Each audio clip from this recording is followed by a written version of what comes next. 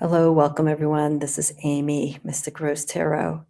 So, um, I recently acquired uh, the Gill Tarot deck. I had come across it on a reading um, by another YouTube tarot reader who was using this deck in conjunction with a few other decks that she was reading with. And I saw her flash a few cards. It's like, wait a second, I've seen that deck before. And I did some searching, and I couldn't quite find it until I was taking part in the chat, and the conversation was going into certain kinds of decks. And I gave a description of this deck that I remember seeing the cards from that this reader is using, and a person in the chat said, "Oh, that's the Gill Tarot." And it's like, yeah, I think that's it. I typed it and I found the cards. And funny enough, this deck I did come across, uh, I think earlier this year, and maybe one other time. But there's something about it that I just, wasn't resonating with it. I have an interesting way of connecting with decks. If it doesn't win me over immediately, I'm holding off on it. Um, and and just see if it does come back to me at another time. Because as we go through our tarot practice, we're changing, we're learning, we're growing, we're releasing, we're making space for something new. And so anyhow, yes, I had seen this deck before, but it wasn't there for me. Very similar story in line with the Wildwood Tarot. I saw that deck many years ago. I wasn't at that place, and then I came across the deck, and it's like, this is the time to work with it. So that's how I came across this deck again, was through a reader who was using it. And I had a conversation with David Lacopo, who is a meditation teacher, and he has the Golden Light Academy, where he teaches meditation, how to work with the tarot through the tree of life, chakras, various forms of spiritual practices that you could bring into your life. So I had him as a guest, and we were talking specifically. The focus was on the chakras in relation to the minor arcana, and how those two influences work within the tree of life. And so the Gill Tarot focuses on the Kabbalistic or the Kabbalah influence of the tree of life. And this deck is also Doth inspired. So when I looked at the images of this deck, in lieu of the conversation that I had with Mr. Lacopo, and focusing on the tree of life, there's a PDF if you look at the interview that I had with him. He graciously created a PDF for his presentation that during his discussion that you could download, and it shows the minor arcana in relation to the tree of life. And we didn't go into the major arcanas, but they're right in between the different branches that connect within the tree of life, because that would be another few-hour episode. But anyhow, when I saw the Gill Tarot, I was like, this deck will work really well for me to explore the Kabbalah influence of the tree of life with the tarot. And this is what Elizabeth Josephine Gill does.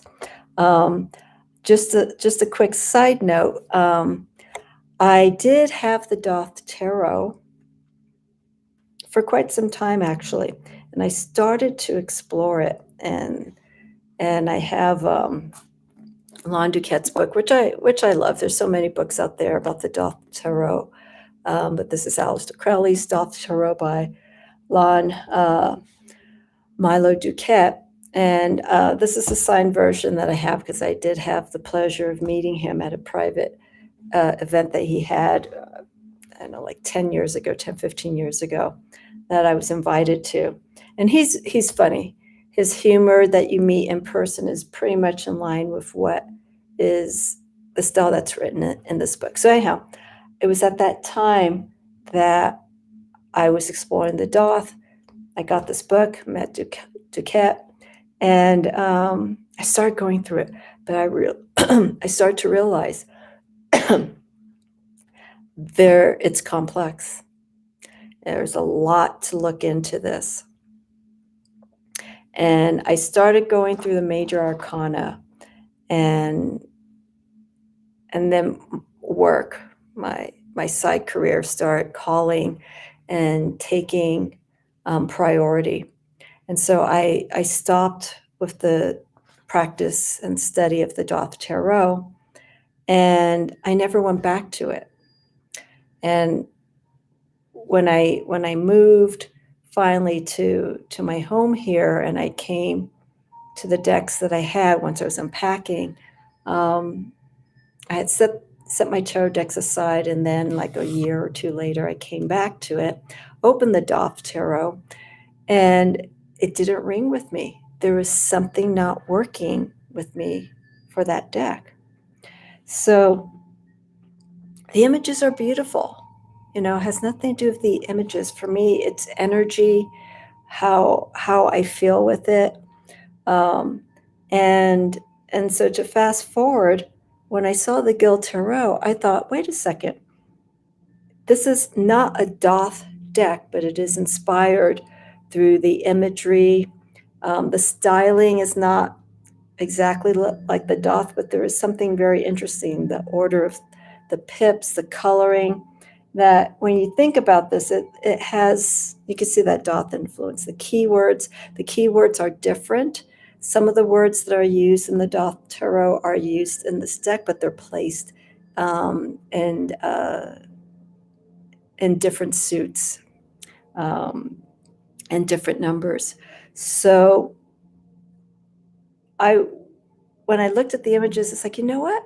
I think this deck is going to work. It's like a soft Doth Tarot deck. So it's a good way to get exposed to that influence of Doth if you don't really want to jump into that deck. I feel the Gill Tarot is perfect for this. And reading a little bit about the history of the Gill Tarot, I'm seeing that a lot of first tarot readers who've been practicing for over 10 years or so and is familiar with this deck, because this deck originally came out, I believe, in 1990, and it did a reissue in 2018, just a few years ago. People were excited about this deck because the original release of this deck was fetching a lot of money for it. The book, which I wish I could get, I don't want to say find because I know it's available, but people are asking, I think one price I saw $500 for the book that breaks down the Gill Tarot, and I saw some excerpts from the book, and it's like, this book is something I could really use. But for now, I have the tiny little gray book that comes with it to read through and get familiar with Elizabeth's meaning. But interesting enough, the representation, her interpretation of the major and minor arcana, her descriptions, I should say, for the most part, I think they could have been a little bit more in depth. I mean, I know this is a little book, so I don't know. Maybe the larger book has a different insight, has more information. But for example, for the Magician, I don't have these in order. Here we go. For the Magician, which we have here. And I have to apologize. I'm going to use this hand. I have been staining wood all this weekend, so this is the best I can do to get the coloring off my fingers. But anyhow, here we go with the Magician. Okay, so she writes here, the Magician is the full descended, partly manifest, clothed in simplicity. The playthings have become tools and are white to indicate the elements in their highest form. So we have the discs, cup, sword, and wand. So prince and princesses are used in the court cards. Pentacles are now discs. So very similar to the Doth in regards for the renaming of the suits. The magician is separate from the desires of the senses. The roses in the garden, for example, the roses in the garden. And so is an independent, a wanderer, a pilgrim, embedded in no place or time. Divinatory meaning is intervention of a higher conscious, master of the baser elements of the self or life, free spirit, ability, possibly trickery. The divinatory meanings are fine, but the way that she describes the major arcana and some of the suits in the minor arcana, kind of thrown off. I thought it would be a little bit more in line to the meaning in relation to the tree of life. So when looking through the guidebook, I just kind of threw a lot of the explanations that she puts here for the emperor and major and minor arcana. I kind of threw it out because her perspective is slightly different. And so I carry what she wrote in here with a grain of salt, which you should with a lot of the guidebooks, especially ones that are small and they don't go into more detail. So until I could get my hands on that book, I know there's an e-version of the book, but I've only seen a few pages of it and it looks good. But I rather have the book itself. So I may put that aside and eventually get the ebook for this deck, but I'd like to hold a book and write notes in it. Yes, I write notes in books, sorry. But yeah, so it's a little different. For some reason, I thought because of the Doth inspired that there would be some Doth references to this deck, but there really isn't.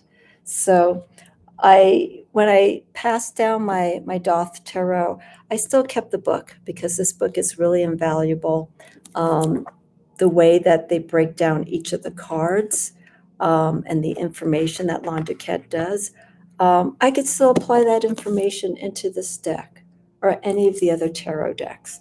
So when you get a book that's in relation to a specific deck, know based on the system that's being explained that you can still use those influences into other tarot decks, the resource of information.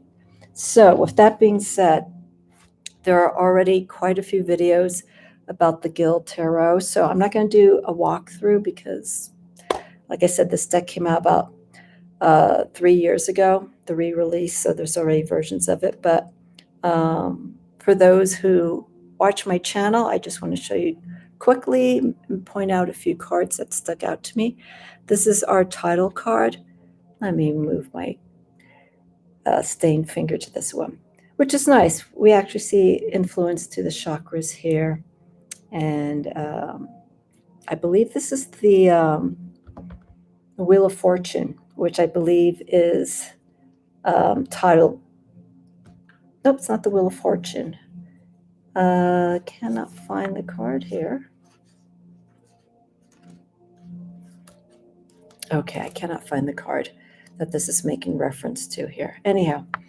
And then on the back, this is the layout that Elizabeth makes reference to. I'm going to show you the layout guide here. Okay, so this is the order to use specifically with this deck if you like, and it's the Tree of Life. So we go through all of the 10 Sephiroths in here, not including the branches that are in between, which would show the planets and the major arcana. And this deck doesn't make reference to astrology as well, so it's specifically in line with the Kabbalah Tree of Life. And here we see, I was going to say here, looks like this is our wand. Oh no, these are the elements. Sun, moon. I have to look through this carefully. She doesn't break down too much of the information. Obviously, that's the sun, moon, so this is, cosmos, perhaps. That's why I need the book, because she doesn't break down, but it's fine. The more I work with this, the more I will explore this deck. So the first card I pulled, whenever I get a new deck, I connect with the major arcana first. The minor arcana obviously tells us the story that the individual goes through. And I went through those cards, but specifically, when I get a new deck, I go to the major arcana because I like to get familiar with the archetypes and just see, people do these interview with their deck, and they do a short reading or they pull a card right off the bat. And first card that I did with the major arcana, I pulled the priest card. This is related to the Hierophant, and this is our 5-year. We're in a 5-year. We're heading towards the end of it, which is ruled by the priest, the Hierophant. And so, funny enough, this spoke volumes to me because this is actually my birth card. So when I pulled this card right off the bat, I was just like, okay, there is obviously a lot that I'm going to be learning. And I think this is going to be more of a spiritual deck, not like soul searching, but like really connecting and working with the Tree of Life and finding the messages that that will be given to me through using this specific layout. So I'm going to show you closer. Like I said, I'm not going to do a quick route. I'm not going to do a walkthrough, but the energy in this card in this deck is very different from the Doth. The Doth, we see a lot of movement going on through all the suits. There's the shift of perspective and the planes in the images. So there's a bit of distortion that we see in the Doth Tarot, but there's movement. Here, the movement is different. Here we see the plane of existence with the priest merging between the conscious and the subconscious realm. We have the sun and we have the moon, the connection between the two realms that this archetype has been through.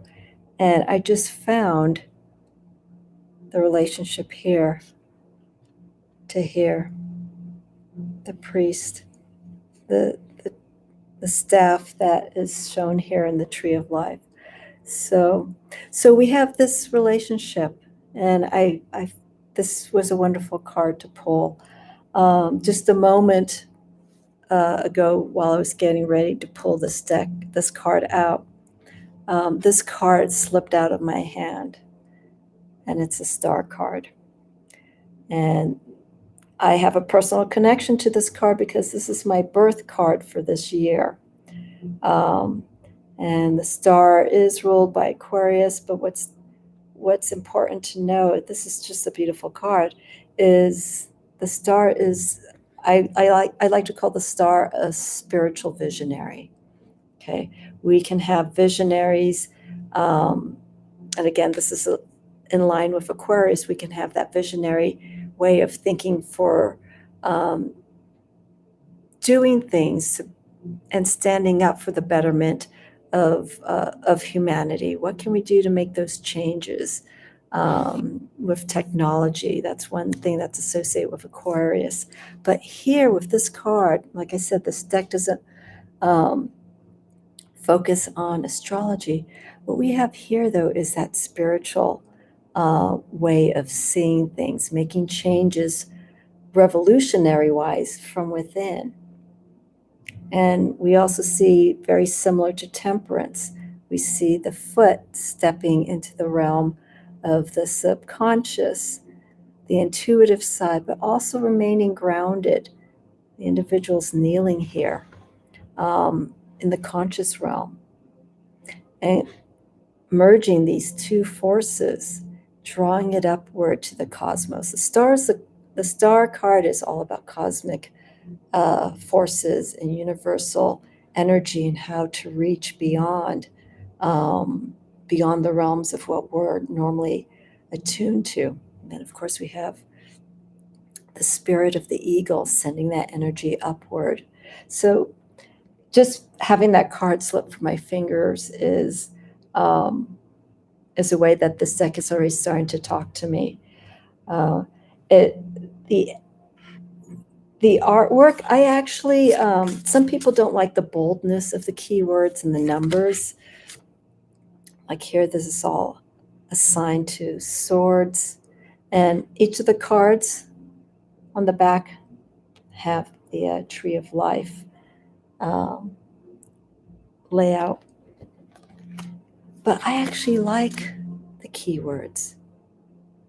For some people, it may distract them from the reading, but if anything, you don't have to pay attention to the keywords, you know.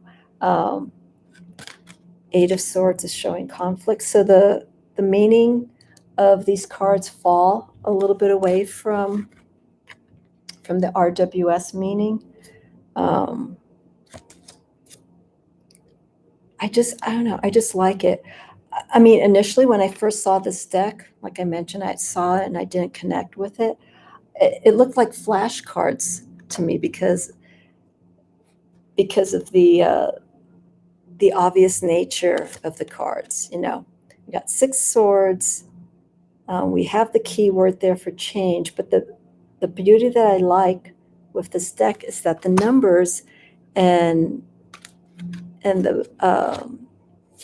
the pip aspect of these cards, like we have 4 swords here, we see loss. This is 5 of swords. The suits are somehow design-wise entwined with the tool, like this 4 of rest. I think that's a beautiful use of the swords, taking that moment. So this, for some people, again, this may seem, not very useful, but I think this was wonderfully designed for people to explore those influences of the tree of life and imagery, working numerically with this deck is also of use. Some of the numbers, here is the 7 of Cups, which is imagination. Okay, and we have the dragon. The dragon is can be used as a form of force and desire for this 7 of Cups. But also we look at the coloring. There are all these other nuances, the coloring, the position of the dragon, how it's all entwined. And that's the thing. It's the relationship of these suits, of the elements as well, the wands, the cups, the swords, and the coins, where they're placed and how the energy of the card is being portrayed. Like here, prosperity, is it? Looked like protection for a minute. So we have this movement, but we have here the tree. We're seeing the success of making those right choices and actions, all moving towards the completion of your endeavors, of all the hard work put into it. And then we see the display of the coins in the tree. So yes, I didn't show much of the court cards. court cards are in the element color-wise. So for fire, we can see some astrology in it. See this in relation to Leo.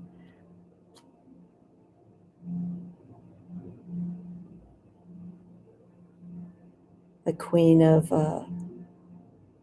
Wands. But it's reflection for this one. The movement of the Prince, normally signed as the Knight, aspiration. The swords are interesting.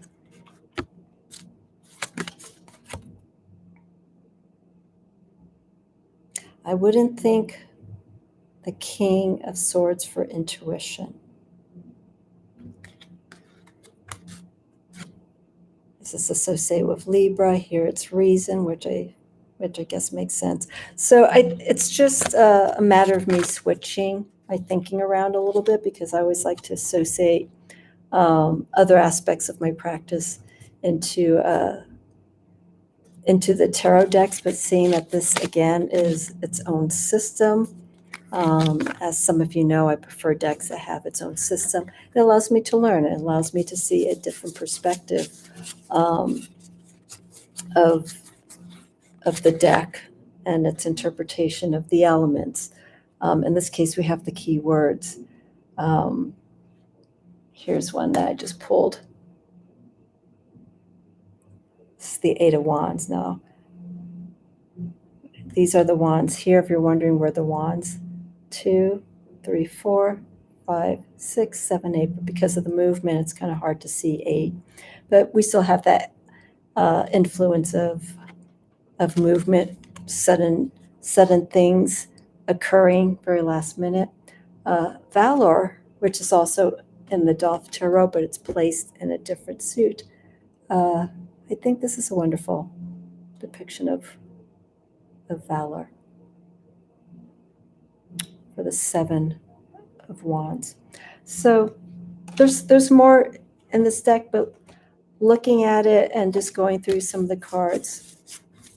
One more. Look at this. This is just, it's wonderful. So for some people that are used to working in a certain way with their decks visually, and reading decks in a certain way, this may be a little different. But for those who are versed in the Doth system, I think they may appreciate it. They may not like the artwork, I feel, as much, but the intention is there. And again, this deck is focused on working with the energy of the Tree of Life. Here's the layout again. And then again, the back of the cards. And what it says here on the back, here are the names. The symbology, I should say, not the names, for the Tree of Life. What it says on the bottom is, and I see men as trees walking. You can see there.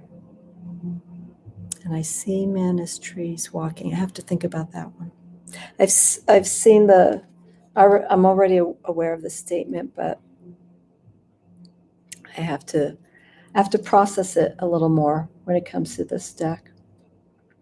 But overall, my personal insight on this deck is it's going to be a wonderful journey, especially right off the bat when this card comes as the first card that I pull as to my direction, what do I need to know with this deck. So I feel that's a wonderful start. If you have any questions, because this is a deck that I am just going to be learning more about on my own, I will be showcasing this deck probably by Samhain, towards the later part of this coming months. I feel I'll be able to work with this deck pretty quickly, because some of the imagery that's in this deck I can connect to pretty quickly, but I want to get familiar with the tree of life, the layout, and learn how to work with that a little bit more. So that'll be wonderful. So if anyone has worked with the Gill Tarot, let me know your feedback. I know some people may have had the deck and they got rid of it, but I like to hear people's impressions. Again, I feel this deck is more akin to someone who has had a practice for quite some time with the tarot, and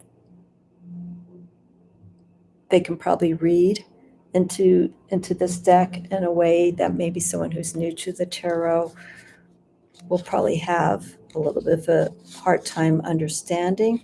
But I think for the most part, it's a wonderful deck to expand from the Doth Tarot, or to maybe warm yourself into the Doth Tarot. So I think this will be a good deck for someone who wants to take their practice into a different way and see the different meanings that Elizabeth has put into this deck with the influence of the Kabbalah Tree of Life and the numerical system and the keywords. So if you could get past the keywords, which for me, it doesn't bother me. This deck looks to be a wonderful deck to work with and to start doing readings with for other people. So that's it. Any questions, comments that you have about the Gill Tarot, let me know. Let me know your experience. If you've had any conflict or challenges with the deck, let me know as well. I'd love to get feedback and hear people's experience, especially working with a deck that originally came out, my God, like almost 30 years ago. And the artwork is still the same. I think the only thing that they changed slightly was the packaging. And here's the packaging for the 2018 version. And then on the back, they show the chariot. So I put a link to where you could get this deck. It's through US Games, but as mentioned, the guidebook, the original, I think it's a hardback book, that came in line with this deck is out of print. So if anyone has a copy and they want to get rid of it, contact me. As long as I don't break the bank or anything, I'd love to get my hands on the hard copy book of the Gill Tarot. But if not, like I said, I'll probably just go and look at the ebook. All right, have a wonderful evening, morning, day, whenever you're looking at this. I will see you soon. This is Amy the Mystic Rose Tarot, showing my thoughts about the Gill Tarot by Elizabeth Josephine Gill. Thank you again for watching, everyone. Appreciate the support.